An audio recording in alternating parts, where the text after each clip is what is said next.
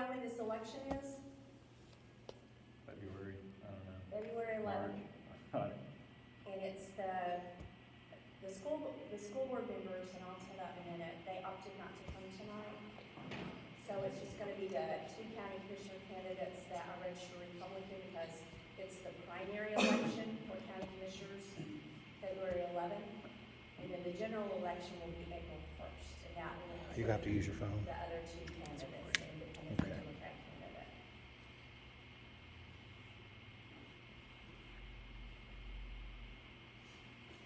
All right.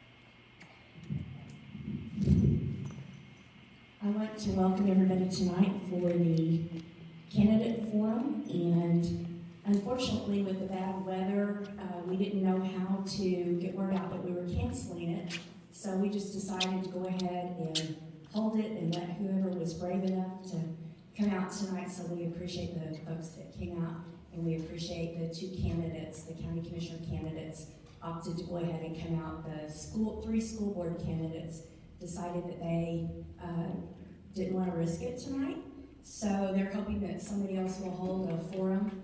I don't know, somebody's welcome to do that. I don't know that the county Republicans in the chamber will be able to do that. We are focusing on trying to hold a candidate forum for the Senate District 8 candidates towards the last of this month.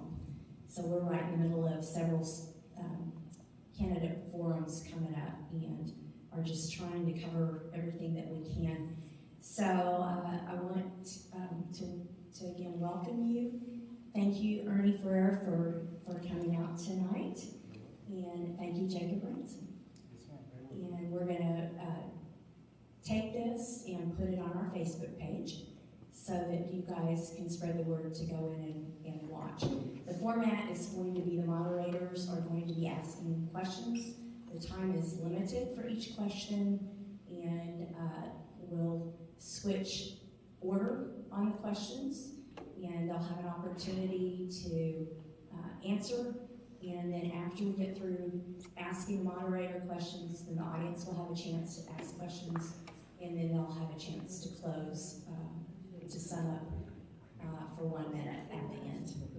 And I want to tell you a little bit about what the county commissioners do, because everybody, especially in weather like this, or even not weather, we tend to want to focus on their role maintaining and constructing the roads and bridges in the county highway system. But that is only a very small part of what they do. Unfortunately, it's the most visible part of what they do.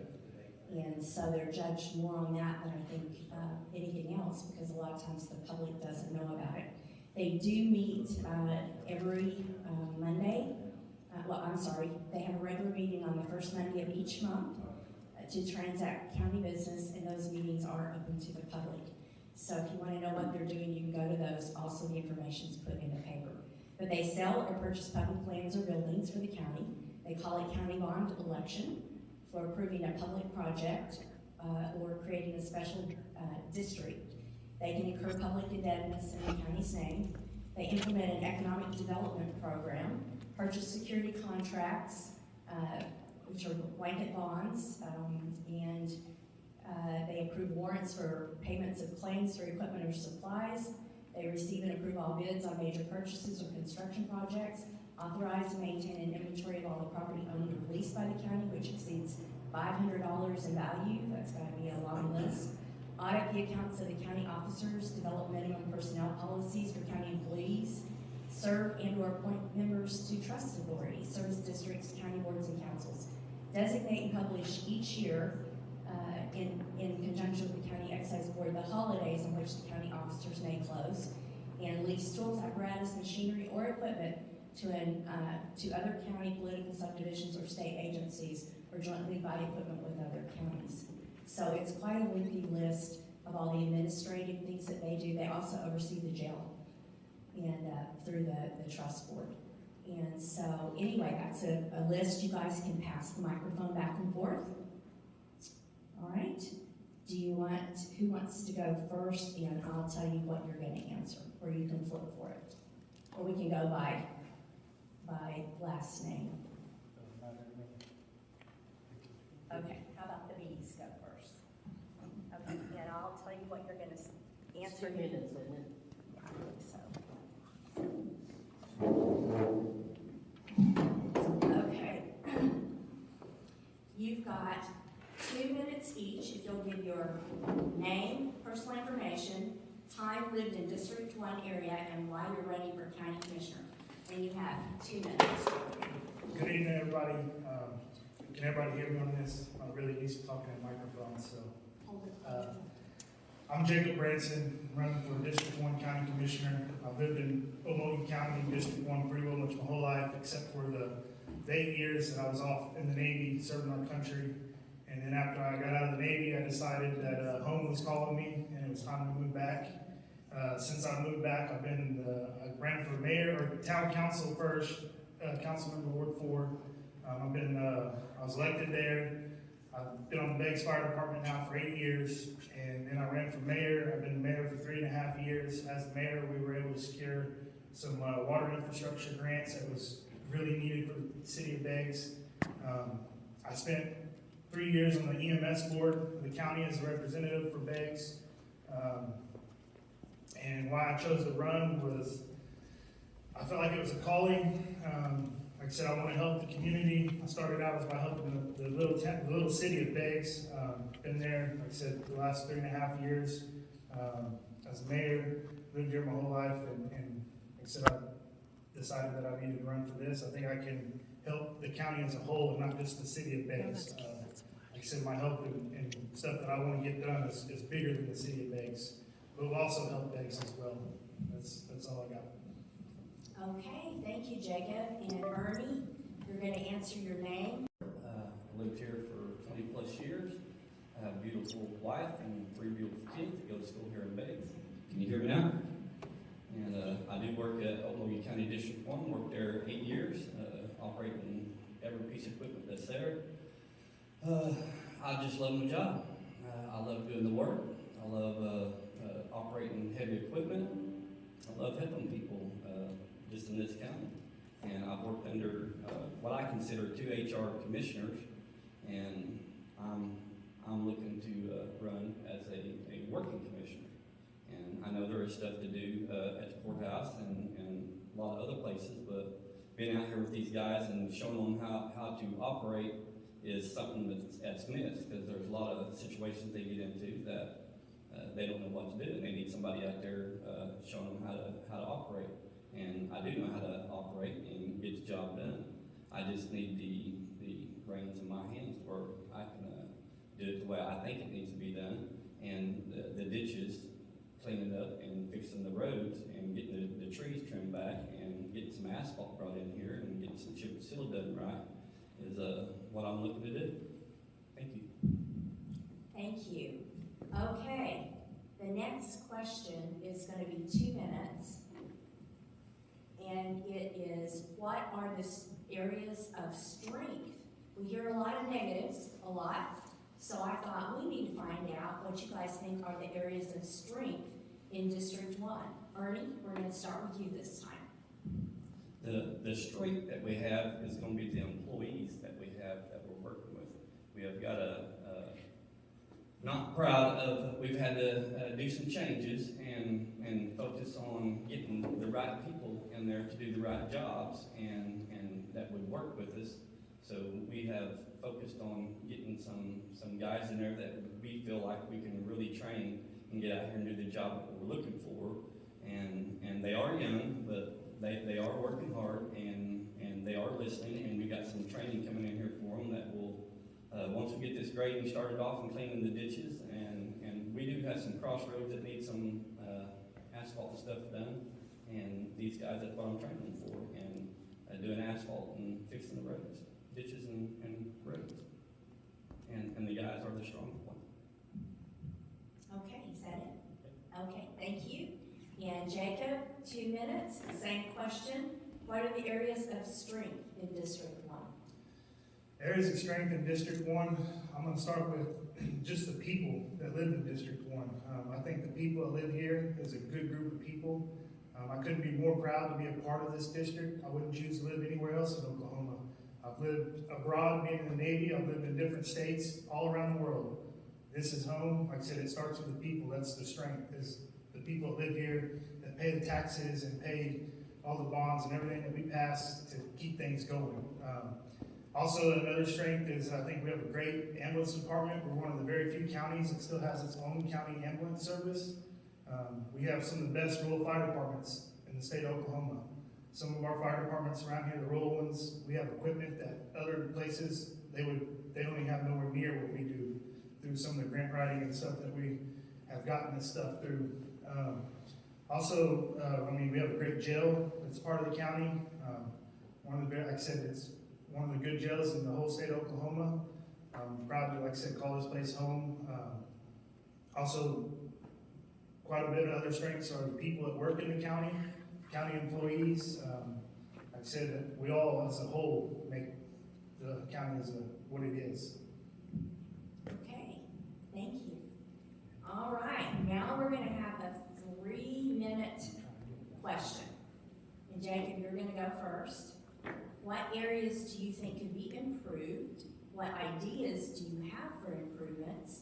And how did you determine this?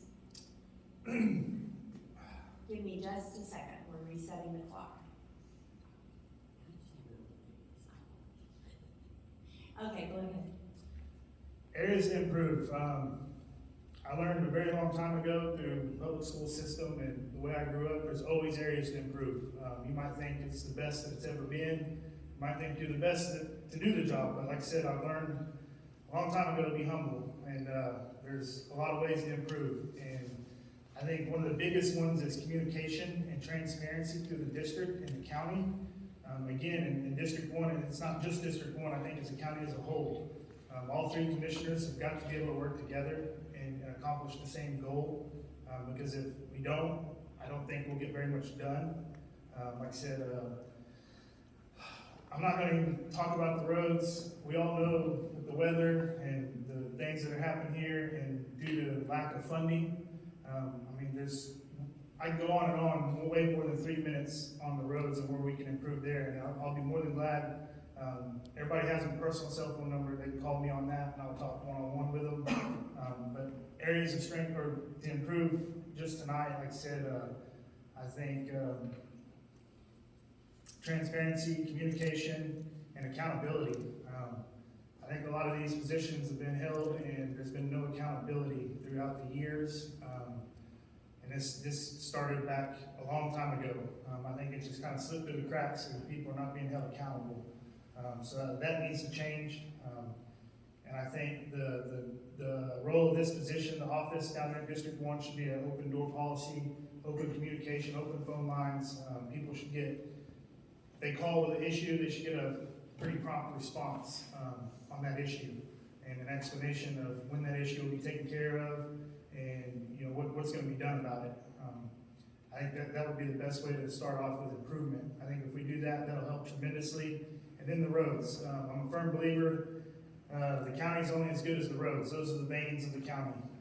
The better the roads are, the more people that want to live here. It'll bring more businesses in, more houses, which means higher tax revenue. I think that's something that needs to be looked at. Like I said, the roads are the veins, and will keep the county moving. They're very important for everybody. Be able to go to and from work. Fire departments need them. EMS needs them bad. School buses need them. So obviously that's a big area of improvement. That's all I got. Thank you. And Ernie, what areas do you think could be improved? What ideas do you have for improvements? And how did you determine this? 3 minutes, please. Communication is key number 1 with the people. We have lost that somewhere, and that is where we're working to get that back, is communication, not only with the people, with the nation.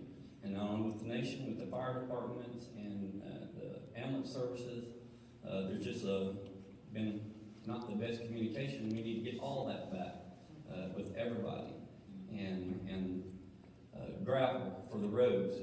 We're looking for a train service to bring our gravel in here to help us get more gravel. And if we can get that, which I'm working on that as we speak, it will save the county thousands of dollars, hundreds of thousands of dollars. The more gravel that I can get in here, the more gravel I can get out. We currently have seen this problem is we get 3 semis that go to Tulsa 3 times a day. I mean, imagine today, we went to Tulsa today in this, and you're driving through this traffic, the accident could happen very easily. So we're looking to get it from a train, or 3 loads a day don't really do a whole lot. If I can get 1,500 tons every 2 or 3 days from the train station, I can have 17 trucks a day going on these roads, keeping these roads gravel. And when we have this bad weather like this, it's still gonna affect it, but it won't affect it as bad. If we got plenty of gravel on the road, then the road will stand up and hold, as long as we got the ditches clean.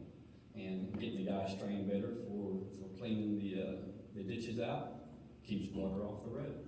And it's all training, it's all work. None of this is gonna be fixed overnight. It didn't happen overnight.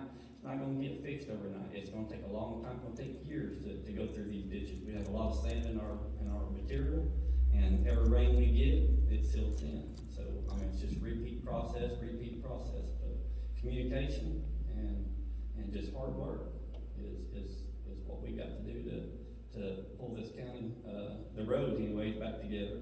And the communication, I got an excellent phone log started.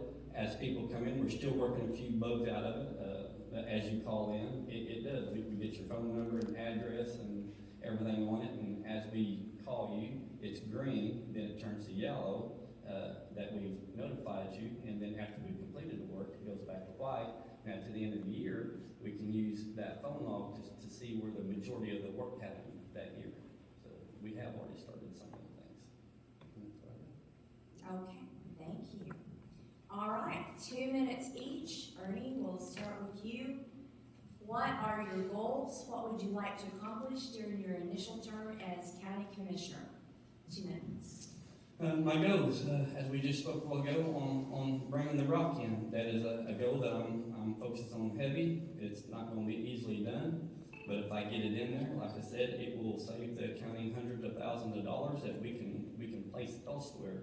We don't have enough money to do asphalt in most of these places, and chip and seal. If we could get some money to go towards asphalt on some of these crossroads, it would make off these highways would be a lot better than chip and seal and gravel roads that we have. And the communication is number one for me. If I get communication with the people and them knowing what we're doing and we know what they're doing, it just it makes it good for us to get it out there, and the people that are calling us and knowing what we're doing and know what we're not doing. When we get a job started, we've started a little bit of that on Facebook, of letting them know when we're out there doing projects and when we're completing them, and that helps a lot. And we've seen that communicating with the people makes our job a little bit easier. So my main goal in all this is communication, get communication back with the people, and to get rock in here to this county to better the roads. Okay, thank you. Jacob, 2 minutes. What are your goals? What would you like to accomplish during your initial term as county commissioner? So my goals in the initial term as county commissioner would be obviously the roads. So we talk about it, you pointed out earlier that's what everybody sees, that's what we get beat up on. Obviously the ditches are in bad shape. They need to be dug out with a grade all. There's probably 4 years of work doing that just to get that back in. I'm sure once you get that completed, wherever you started at, you're gonna have to go right back there and start again. It's gonna be a never-ending cycle.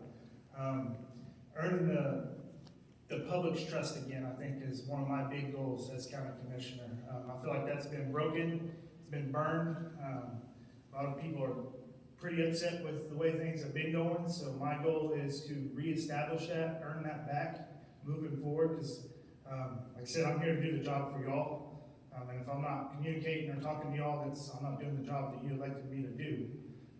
Notification system, I've said this time and time again, I like Facebook for the simple fact it's good to keep up with family members that are bored and out of state that you live away from and friends, but Facebook is not a notification system. I adapted and integrated a notification system through the city of Beggs. It's not very, it doesn't cost very much. I think it would be great for the county to take off with that as well. It's simple. You log on and you can send out any message you want, and it'll go to any cell phone. Like I said, it doesn't cost very much. I think that would be the best way to communicate with the public, where the projects are going on, upcoming events. Also, I'd like to hold every quarter, every 3 months, a town hall meeting with the district, to just talk to people and be available to them and show them that I'm there. So those are some of my goals and stuff I'd like to accomplish. Okay, thank you. 3 minutes each, Jacob.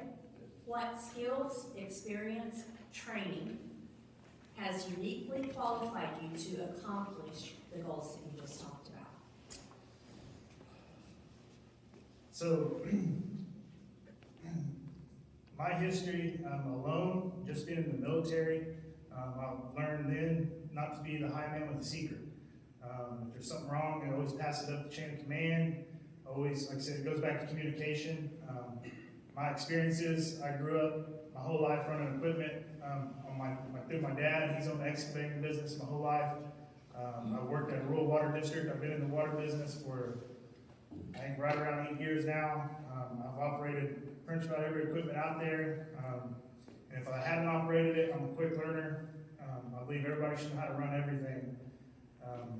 So, and also my experience, like I said, communication throughout the military, and the jobs that I've worked since I've been out of the military, being mayor, I've learned on a small scale how to run things, and all this is just a bigger scale of that, and how to communicate with the public, how to go after grants, how to see what's available out there. Like I said, it's been a learning experience. Every day I'm learning. I'm not going to sit up here and say that I know it all. I'm not going to say if elected I'm going to fix it tomorrow, because as it was pointed out, we didn't get here overnight. It's not going to be fixed overnight.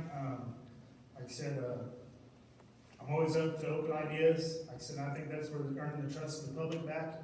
If anybody's got a better idea and wants to come forward and say, hey, look, y'all are doing this wrong, hey, I'm all ears. Like I said, we're all one here. We all live here. Just because someone's in this position doesn't mean they're just the only person in charge. Like I said, like open policy.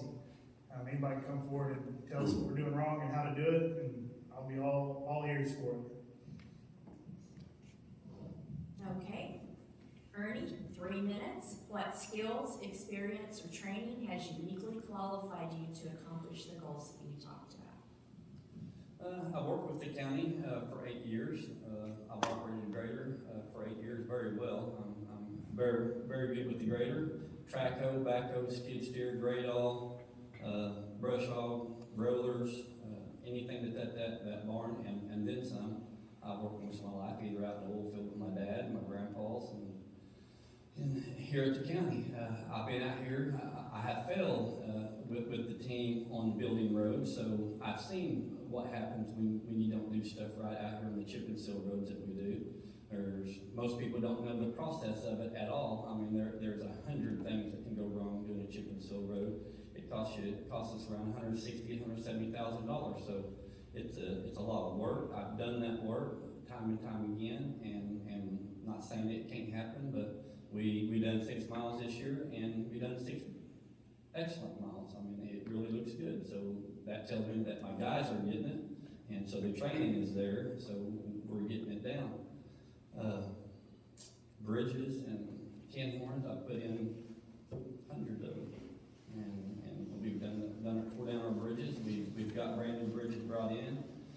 Worked with Ron and Zellner on getting grants, seeing how they go about getting the grants in here to help us with paying for the bridges, and also with this train thing, there will be some grants involved in on that, on getting that opportunity happening, and I've already started getting a grant. We've got a $98,000 grant coming in, it's a REAP grant, which we'll use for the spring on Hectorville. So I've been to commissioner classes, I've been to ACO classes, I've already started, I've been to the county commissioner meetings, CED meetings, OCJA meetings, and so I'm learning the steps not only in the field but on the courthouse side of it too. So it's there's a lot, as you stated, there's a lot more than just the field work, but it's a start for me. The field is where I'm good at. The courthouse stuff is where I'm learning it, and I got a lot of good people behind me that's helping teaching me,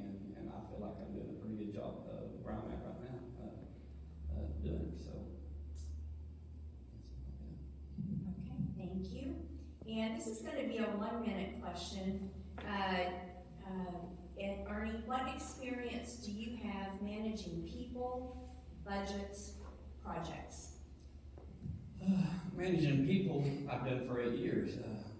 Budgeting, I've not got to do a whole lot of the budgeting, because I was chief deputy or road foreman. So therefore, the commissioner done most of the budgeting. I set the guys up and got them where I needed them and utilized the best guys in the best spots and to keep them safe and to get the job done.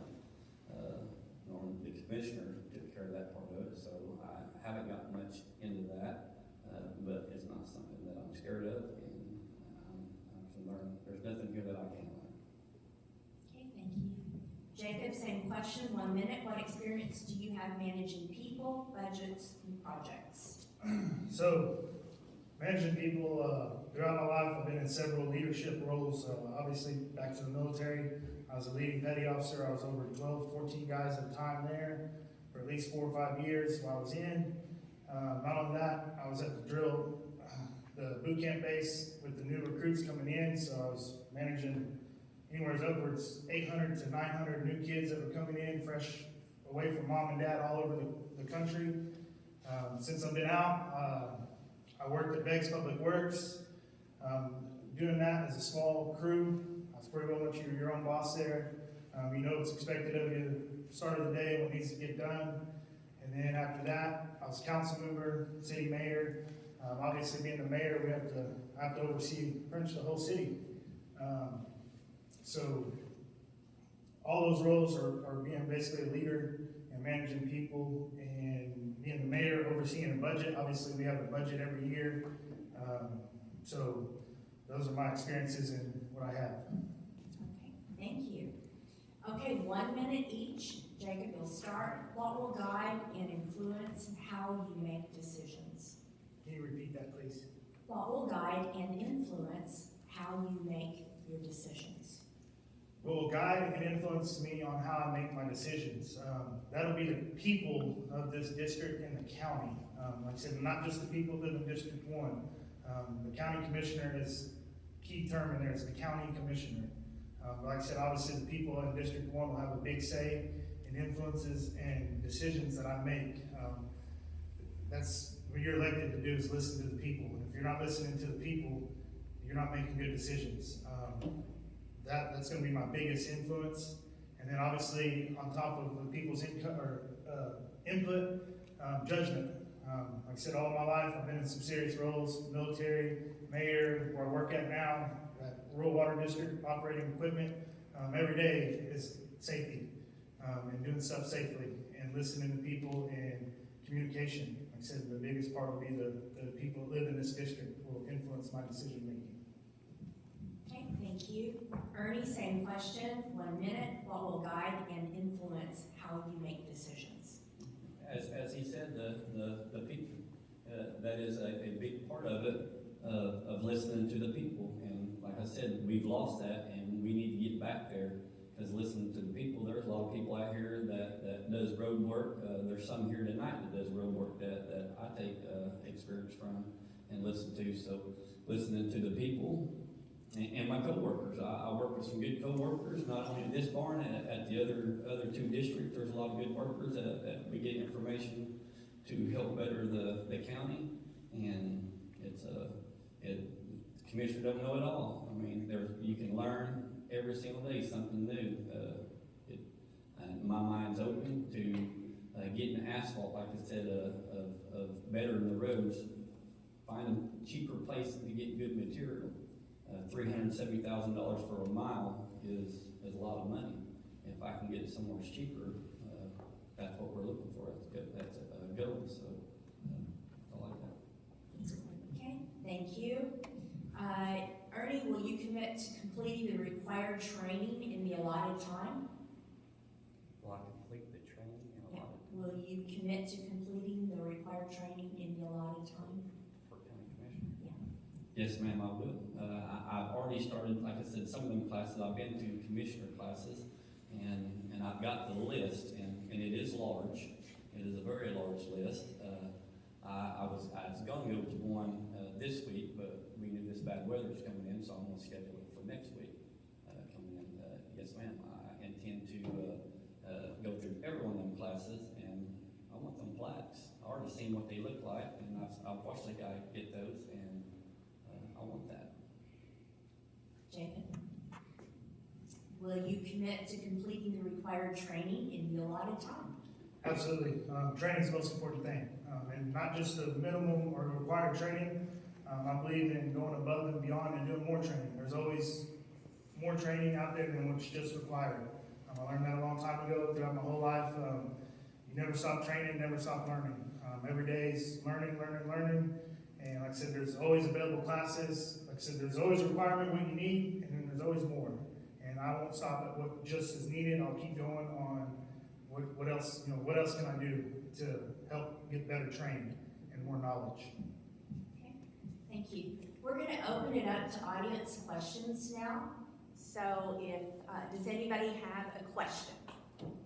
And if you do, we need you to say them loudly. You can come use this. Yeah, you can come use the mic. I do. Come on up and use the mic, if you don't mind. Alright. Thank you.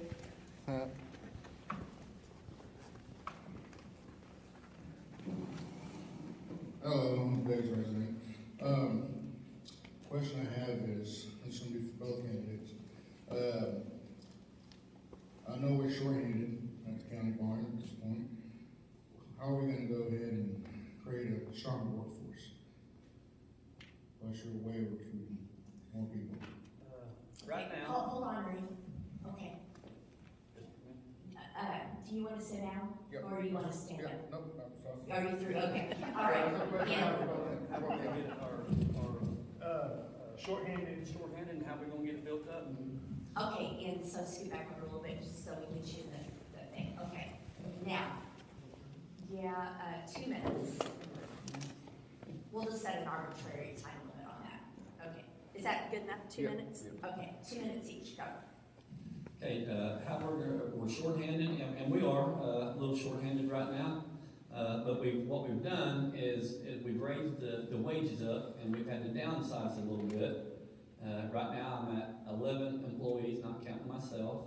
And my plan to gain in other places and not have to change where my guys that I have now is we're gonna get some part-time help coming in there, which I can utilize and get some good headway. I can pay them a little bit more money, and I don't have to pay the insurance and whatnot out there, so the county is saving there, and I can use them 1,000 hours, and each one of them, and I have plans on having 4 of them.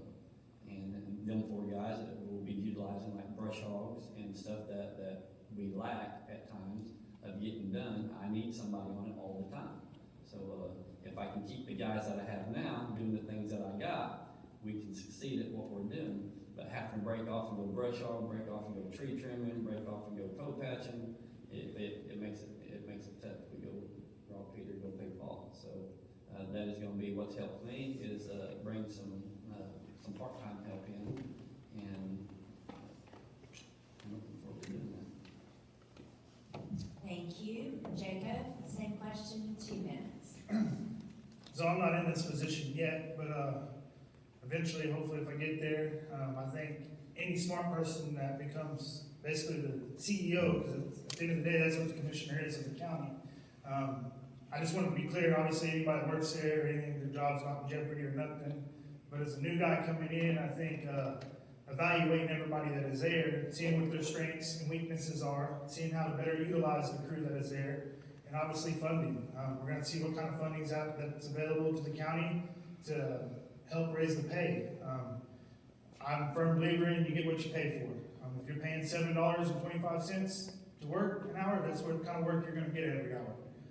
So that's obviously something that's got to be looked at. I think 11 employees is pretty shy of what is needed to run a county or district efficiently. I think there's going to have to be a lot more guys down there. And the person in my position is only as good as the people that work there. That's the most important thing. A lot of those guys are the blood and the heartbeat of the district. So like I said, obviously it's going to need some help. Like I said, it's something I'll have to evaluate once I get in there, figure out what we can pay, what we can't, what's affordable. Part-time help's not a bad idea. Also resourcing out to all the programs out here. I know the churches love doing a little bit of community service. The school obviously just started with the Highway 16. Those are things that help free up the crew down there to do other stuff, you know. Like I said, we're all in this together. We all live here. It's gonna take all of us to get it back where it is. Does that answer your question? Absolutely. Thank you. Yes, sir. Thank you. Do I have another question from the audience? Sure, I'll ask. Yes, come on Okay. up to the mic, please. Oh. I know, You thought Robert. you were gonna get out of it. Okay, I Okay, have, stand this is over in the good. middle so you're not out of Maybe the on the frame, film. please. All right, I Please and have- thank you. Okay, I have a question about zoning within the county, and if you county commissioner, or if you are the county commissioner, do you believe there is a role for the county commissioner in zoning of unincorporated areas? And I have other questions too about like how you feel about, windmills and battery plants and transmission lines that are being proposed through the county. So it's kind of the two questions, zoning kind of plays into that, so that's where I'm going with that. How do you want to handle that? Do you want to ask about zoning first and then cover? Well, it is the- two questions. the but, others, okay. you know, So let's cover the zoning issue and, county commissioners, what are your thoughts on zoning in unincorporated areas in the county? And the county commissioner's role in that, is that what you said? Yeah, right, exactly. So the zoning issue in the county, I think this is something all three commissioners will obviously have to be on board with. For a long time now, I thought this was needed. And the reason why I think it's needed is if you buy 100 acres in our county and you build your dream house, you know, whatever it is, a barn-dominium or farmhouse or whatever, and there's land next to you comes up for sale, there's nothing preventing someone from buying that land and opening a slaughterhouse or a pig farm or a scrapyard and just junking it out. So I think it is something that does need to be looked at. My answer to this is that's something all three commissioners will have to obviously sit down and discuss and figure out how we can legally do it to make sure we do it right and cover all of our, cross our T's, dot our I's. And so I think it is something that needs to be looked at. I know other counties are looking at it. I think it's very important. We have it in the city of Meigs, and it is, like I said, to prevent, you know, if you buy your dream land and you've saved your whole life and worked hard for it, you don't want someone to open a landfill next to you or, you know, run a pig farm. You know, I think there should be certain areas where that's allowed in this area and certain areas where there's houses and more farmland, it shouldn't be allowed. That's my answer to it. It definitely needs to be looked at, and that's one of my goals as commissioner is to look at what we can do about that. Okay, thank you. I forgot to set a time for that, but, you did great. So Ernie, just, if you get going too long, I'll shut you down, he says. For the zoning, it is something that needs to be looked at, but it's, the people, will make the determination. We could vote on that at any point in time that people, would want to do that. And I think they've tried to do it several times. And something needs to be done because these places are coming. And it's just like the marijuana farms, the windmills, the transmission lines, all that stuff is coming. And the county commissioners, we're in charge of the roads and can't really go on private property and tell people what to do. But if we had some zoning, there would be some legal stuff that we would have that could help us out and possibly stop it, possibly slow it down. But I am for the people and their land, not for these contractors working for the government coming here trying to take their land on these transmission lines and windmills. But people's got to stop selling the land to them, and if we can have some meetings and get that to them to where we can quit selling land to them, we can possibly slow it down to where maybe it stops. But right now, there's people that live here that has property, or that doesn't live here that has property, and you know they're making them bills, and they don't live down here. So we got to figure out a way to. We got to have a lot of meetings and get something figured out. But I am for the people. Okay, we're gonna kind of segue then into the second question, and you covered a little bit of that. But Robert, you wanted to know their thoughts, is that it? on the windmills, the transmission lines, What the rights are, the you know, private property owners. private property owners versus infrastructure or private I am for private properties. property owners, and I'm not for the private, contractors coming in here with the government authority, taking over their land and telling them what they can and cannot do. I'm not for that at all. Jake said it, you can buy, 100 acres, and shouldn't nobody come in there and tell you what you can and can't do with that. Now, if they wanna lease it from you, and you agree to that, that's a different story. But they shouldn't just be able to come in there and steamroll you and take what you worked your rear end off for all your life. That's just, I'm not for that at all. Jacob? So back to the windmills and transmission lines and stuff, I'm not for it, not here. I don't think it's a good benefit. It's kind of shown that green is not always better. The windmills, transmission lines are not always better for the economy and the environment and everything else. And I think the best way to combat that and take care of that is educate people. Like I said, going back to me wanting to have meetings, town hall meetings every quarter as a commissioner, and keep people in the loop and educate people. It's what Creek County did when the federal transmission line was coming in, and they got it shut down because they simply educated people. As far as leasing your land to anything like that, that goes back to educating people. That's not always a good deal because in that 20-year lease or however long it is, guess who's stuck with cleaning that up? The landowner is. When that company pulls out and says, hey, we're done, we paid you for 20 years and we're leaving our tall deal that was holding power lines or windmill or whatever, you're stuck with the cleanup.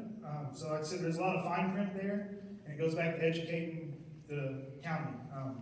He said that's the most important thing, is making sure people are aware of what they're signing and the leases, selling, whatever the case may be. That's the most important thing to me, is educating people and preventing it from happening, unless you absolutely want it to happen. But I think it should be talked about at town hall meetings, and everybody should be on the same page about it, because you decide to take a lease, you could be messing up your neighbor. That lease could, in the fine print, give them an access across your neighbor's property that they don't want. I mean, it's not really fair to your neighbor. So, like I said, I'm not really for any of that, and it's kind of proven now that it's not really the waste on it and the stuff, how bad it is for the environment. It's starting to show. So, does that answer your question? Yes, sir, thank you. And they didn't stop the eminent domain, or they didn't stop the transmission line when we stopped them from doing the Right. eminent domain thing across there. So it's still alive. Right, yeah. But now they either have to lease it or buy it. I mean, they can't just steamroll over the person, but they did slow them down. So it's not stopped completely yet. Okay, thank you. Any other questions from the audience? Can we go again? I got Oh, okay, go again. Okay, we got one more. I didn't quite hear this from any of you. This has to do with your thoughts as county commissioner for maybe if there was a need to raise taxes to support the road work that's necessary within, District 1, so. Do you support, would you support raising taxes? Do you think there's a need to support, raising taxes? No, I do not. I don't think there's a need to raise the taxes. But what I do think that people need to realize, we would probably have enough money to do what we needed to do with the grants and stuff that we get if more people bought their fuel and stuff in Okmulgee. When you don't buy it in Okmulgee, you buy it in Tulsa, you just help Creek County. You don't help us. So all of our dollars come from fuel tax and a 50-cent sale tax, and we're doing pretty good with it. But if everybody bought their gas in Okmulgee, it would be a lot better. And so no, I wouldn't want to support raising the taxes to do the roads. I would not. Jacob? Question was, would I support or not support raising sales tax for the roads? Or Well, property taxes probably, because I think, county tax, that's right. County tax, Through the sales okay. tax, yeah. I feel like that's a double-edged sword there you just asked. Am I for it? Not necessarily. But I can't speak for what happens 3 to 4 years from now and what the cost of inflation is. And as y'all have noticed, since COVID and everything's happened, the price of material just keeps going up. And it's not gonna go back down until, I mean, it's never gonna go down. We've already shown that we can afford it at what it is now. So if anything, it's gonna go up. So I can't answer that for 3 to 4 years from now. But as of right now, I'm not for it. I think we should evaluate what we have now and try to make that work. And if it's not working, then obviously we're gonna have to go back to the drawing board and figure out what to do next and how to get more revenue coming in. Buying fuel in Okmulgee County is always a good thing. That's where most operating money comes from, and shopping in Okmulgee County. The most important thing. We live here, shop here. Support your local shops, your small mom and pop, your brick and mortar stores. Those are the ones you need to support.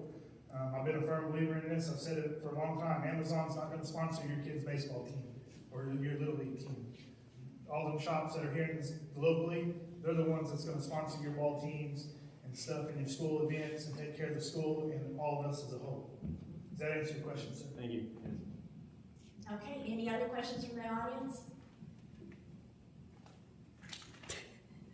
Big crowd. I think it's You're good? Okay, Ron, as long as you're good. Okay, you guys have, hold on. You've got a minute each to share, to share whatever you want to. But you don't have to, but if that's important to you, then this would be the time to do that. But you have a minute to close. First and foremost, I want to thank the people that did make it tonight. I know the conditions are not in our favor. Mother Nature decided to bless us with this nasty stuff. Hopefully it doesn't stick around long so we can all get back to normal lives.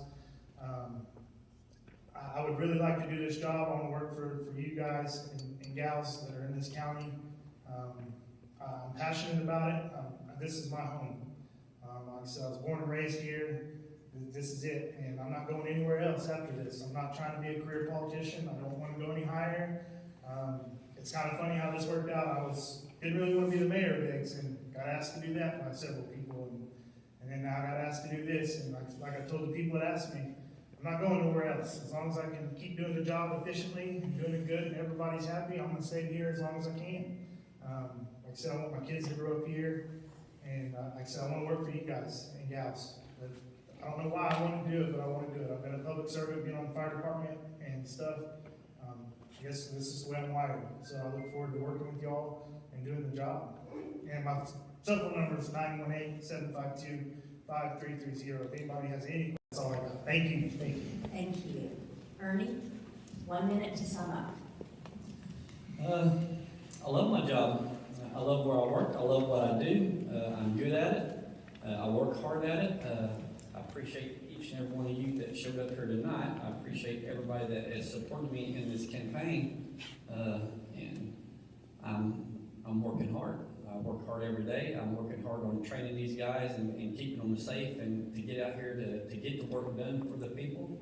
And that's my job out there, is to keep them safe. And I'm working hard on learning what I need to learn down at the courthouse and in these meetings to do all the right things and keep everything in check. And I'm ready to take that responsibility and be accountable for all of the decisions that happen in the county, and there's a lot of them. And I'm ready for that role. I've worked under 2 commissioners, and I've watched them operate, and I don't necessarily agree with the way they operated. I got my own way that I want to operate. I got my own path that I want to take and show the people. My phone number is 918-230-7957. All right, thank you. And I'm gonna, don't put that up. Sorry, I was looking at the bill. I didn't even see your stuff. You did fine. I think Jacob would pass it a little bit. I was looking out there. Some is hard. I should have given you guys 2 Well, minutes 3 each. minutes. 2 minutes each to sum up. I should have given you that. Okay. Hey, I just want to say thank you for coming out tonight. I thought it went really, really well. It's disappointing we didn't have more people, but the weather was bad and we did the best we could with what we had. I want to say thank you to Janice Watkins. She's a volunteer for the chamber, Beggs Chamber, and so we worked together to do this tonight and coordinated together. So thank you very much. and happy to do something like this with you anytime. And if we get a chance to redo, you guys have had good practice, right? So we'll see, with everything we've got going on. I also want to say thank you to, my name is Marshela Pryor, and I'm the chair of the Okmulgee County Republicans. That's my claim to fame. I also work, the inspector for the polls here at this church, so you may have seen me. And Stephen Diamond is my vice chair, and he came tonight and helped out, and he and his wife Dana got the video going, so hopefully we'll be able to post this on Facebook and share it around the different groups. So I want to say thank you very much. Scott Beckett would have been here. He was on his way over here, but he was running late. He had a meeting, and so I told him, Scott, go home, because he was going to have to be pretty late. So anyway, he wanted to be here as well. So anyway, that's all I've got, unless you guys can think of something else. This election is February 11. We're also voting for 3 school board members for Office 5. And so hopefully you'll get a chance to hear from them. And that's it. Thank you, and everybody be safe going home.